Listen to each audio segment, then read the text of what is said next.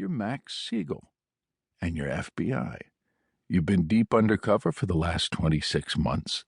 Worked your way up with the Buenos cartel until they trusted you enough to start making shipments. Now, while everyone's watching Colombia, you're running heroin from Phuket and Bangkok to Miami.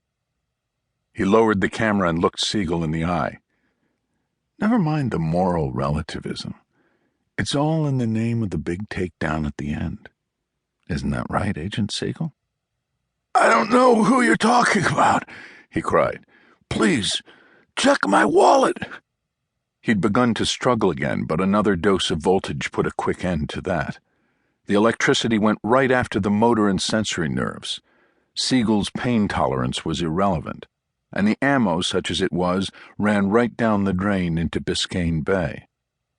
I suppose you might be forgiven for not recognizing me, Kyle went on. Does the name Kyle Craig mean anything to you? Or maybe the Mastermind? That's what they call me up at the Puzzle Palace in D.C. As a matter of fact, I used to work there, long time ago. A flash of recognition came and went in Siegel's eyes. Not that Kyle needed any kind of confirmation. His reconnaissance was still flawless. But this Max Siegel was a pro, too. He wasn't about to stop playing the game now, especially now. Please, he blubbered on when he found his voice again. What is this? Who are you? I don't know what you want. Everything, Max. Every last little thing. Kyle took another half-dozen pictures and repocketed the camera. You're actually a victim of your own good work, if that's any consolation. Nobody knows who you are down here, not even the local FBI.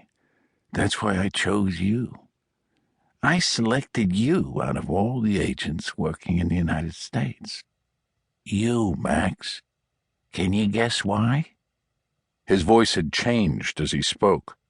It was more nasal now, with the same shades of Brooklyn accent that laced the real Max Siegel's speech. This will never work! You're insane! Siegel screamed at him. You're fucking mad! By some standards, I think that might be true, Kyle said. But I'm also the most brilliant son of a bitch you'll ever have the pleasure to know. Then he pulled the trigger one more time and just let the thing run. Siegel writhed mutely on the bottom of the tub. Eventually, he began to gag on his own tongue. Kyle watched, carefully noting every detail all the way to the end, studying his subject until there was nothing left to learn. Let's hope this works, he said. Wouldn't want you to have died for nothing, Mr. Siegel.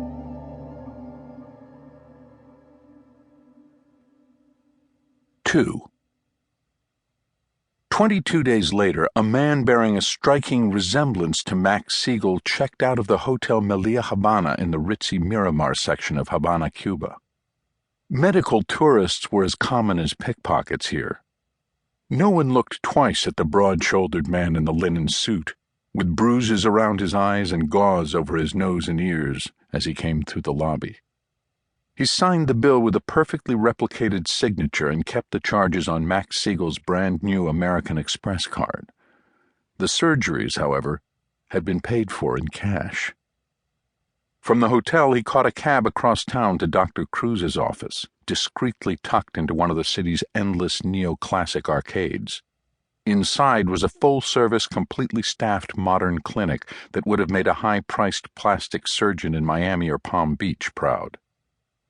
I have to tell you, Senor Siegel, that I'm quite pleased with this. The doctor spoke softly as he removed the last of the bandages. It is some of the best work I've ever done, if I may say so. His manner was thoughtful but crisp and efficient, very professional. You'd never know he was willing to cut so many ethical corners along with the skin and bones of his clients' faces. Dr. Cruz had performed 7 separate procedures, something that might have taken months or even a year elsewhere. There was blepharoplasty for the eyelids, a template rhinoplasty for the nose, with a complete elevation of the skin and soft tissue in the nasal pyramid.